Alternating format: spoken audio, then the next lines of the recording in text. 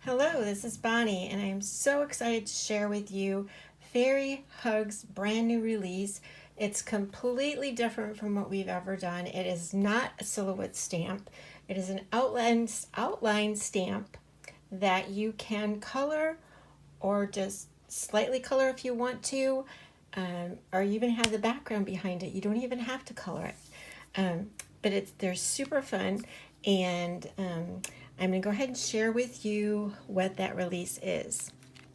This one is our first one. He is called Whittaker, and it's a cat on a bike. Now what I'm going to show you is every time I show you one of the stamps, I've also already colored them myself and fussy cut them out. So I wanted you to see what they look like if you do color them. Again, you don't even have to fussy cut them. They can just be stamped on any paper. So that's the first one. And then we have this great owl. I want to show this to you a little bit closer because it looks like his eyes are really solid, dark. They are not. They actually have little lines in them. So this one is called Buddy. And this is what Buddy looks like if you color him up. You could really see his eyes in there. So super, super cute. And then we have Chili, our fox, and colored up. Chili can look like this. Super cute. And then we have, for the first time ever, a llama, and his name is Feliz. And he can look like this colored up. Adorable. I think you're probably noticing a theme. For the most part, all of our images have scarves, so they can be used for winter if you want them to be. This is our dragon called Drake.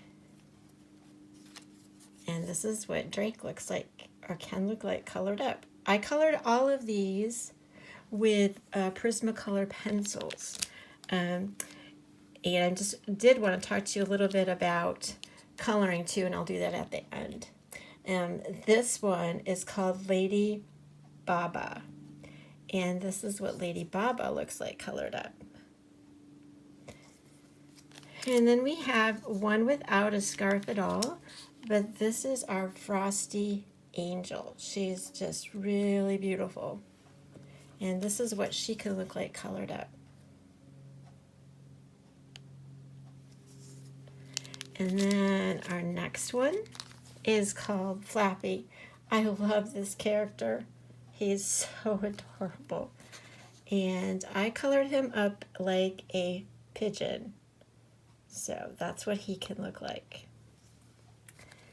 And our last character is a turtle called Lulu. Look at that hat. So adorable. And this is what Lulu can look like. So those are our main characters, and then we also made a tree branch with mittens on it. I wanted to show you that too, and colored up. I did not cut this one out at all, but it could be, and that's what that can look like. Very simple coloring.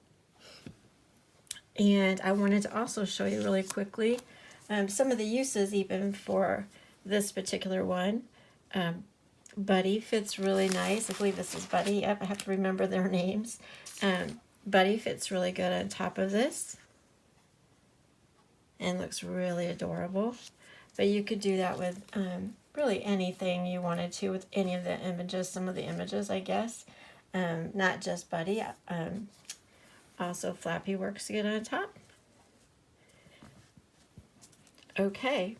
So one of the things I wanted to talk to you about in terms of coloring and stamping, if you are going to be using, we're going to be having a paper pad coming. I don't have this. I will show that to you at the end of this video.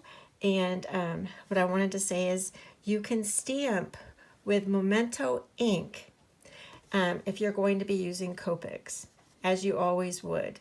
and you can stamp on a Fairy Hugs paper with Memento ink, and you can use your Copics on it. It works fine. I've tested it.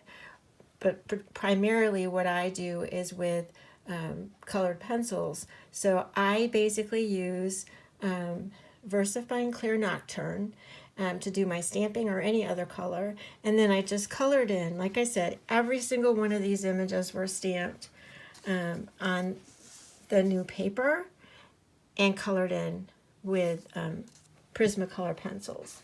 And that works great.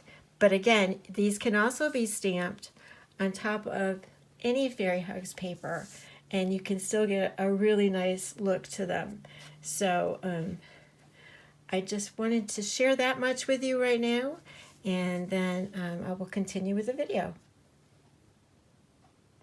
I did want to show you how you could stamp these new release images on our paper, our past paper we just released. This is not going to be our upcoming one. This is called Enchantment. And I wanted to show you, just from using the carrier sheets, how these can work. This is what you can always do whenever you want to go and stamp an image that is not solid. So in this case, this was, oh, I got this backwards. This is the Frosty Mittens.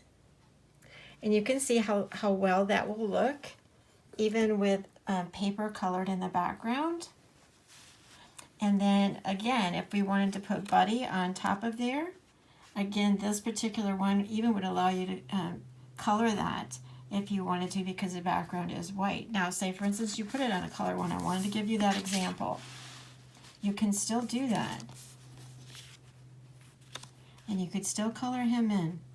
And you could leave some of him the color of the background if you wanted to, or just leave him the way he is.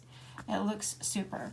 Here's one more example really quickly for you that works really well.